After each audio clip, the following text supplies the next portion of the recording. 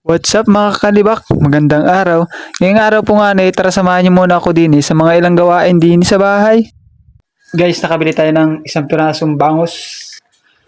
240 ang kilo. Ito ay kalating kilo at tatlong guwit. Pari 156 ang bili ko nito. Isang piraso lang siya. Ang mahal, 240 ang kilo. Ito is apaksiwin natin. Tapos yung iba ay na rin natin pambaon nila bukas na maga. Let's go. Dalawa lang naman sila na din. Yung kapatid ko na doon sa Bungani. Dito nga sa part na to ay naglagay na nga ako dito ng suka. Nagababara natin ng bislad. Tapos naglagay ako dyan ng 3 pirasong bawang. Tapos naglagay din nga ako dito ng paminta. Yung durog na paminta. Tapos ito naman ay naglagay tayo ng asin. Pampalasa doon. Tapos nilagay ko na nga ito yung linislad ko dyan. Hindi ko na pinakita yung paggagayat. Tapos ito naman na gawin natin dito ay apaksiwin natin para pang ulam natin sa tanghalian. Medyo malaki-laki din nga kahit isang pirasing nabili natin na bangus. Tapos dito nga isinalang ko na ito din sa labas.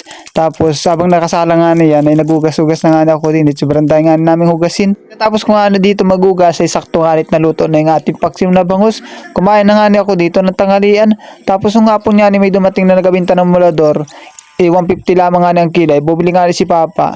At gawin daw nga ng bislad. Maganda daw nga rin panlagay sa mga baon ng mga bata. Tapos maganda rin ito ilagay sa mga gulay-gulay baga. Pag ganito po nga time na marami nga isda na mura. Inasamantala na nga po namin ang pagbilit. Inabislad po nga namin para may panghalo baga sa mga gulay-gulay. Ay talagang pag time na gulping malang isda ay mapapakamot ka talaga sa ulo kahit di makatiye. Sabi nga ng mga matutunda din, ay naku, panty na lang nababa ngayon. Oh, no! Tapos nung kinabukasan po nga dito, dumating po nga si Papa, may talang 3 pirasong puso ng saging at saka isang tali ng bago. Kinayat ko lang po ito, tapos nilagyan ko ng asin. Tapos pinaga ko na po ito para naman matanggal yung kanya mga katas-katas. Tingnan nyo, napakadaming tubig na lumabas doon.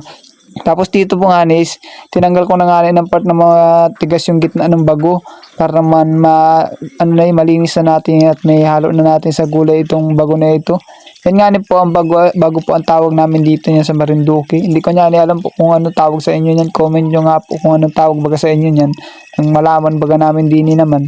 Pagkatapos ko po may yung bago, inati-ati ko lang po ito, tinugasan ko na. Tapos rin po pusin, lagay ko na sa kasirulat. Nilagyan ko ng luya, saka 2 pirasong bawang.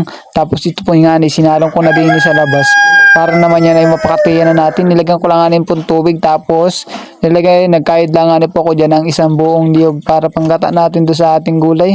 Madalas gata nga po nagawa namin dyan pag kami nagagulay din sa Marinduque. Hindi nga po sa part na yan, malapit na nga po kumati, kaya nilagay ko na nga rin panglahok natin na tuyo dyan. Tapos sandali lang nga po ay kumati na rin agad rin nakasalang natin na puso. Tapos nilagay ko na nga po ay agad rin gata. Hindi ko na nga po yan nilagyan ng asin dahil nga po kanina nung nagkapaga tayo ng puso ay marami po nga akong nilagay na asin dyan, kaya hindi na natin po kailangan ng asin yan lagyan. Baka umalat yan, baka maglasang dagat na baga. Tingnan nyo naman guys, yan napakasarap ng ating gulay. Sandali lang nga po at nilagay ko na rin ring bago kung tawagin din sa amin. Yan po nga luto-lutuin lang natin ng sandali para naman yan ay maahon na at nang makakain na rin yung mga bata. At apo na rin po nga noon time na yan. Shoutout pala dyan sa solid followers at solid viewers niyan. Maraming salamat po sa inyong walang sawang panonood. Maraming salamat po.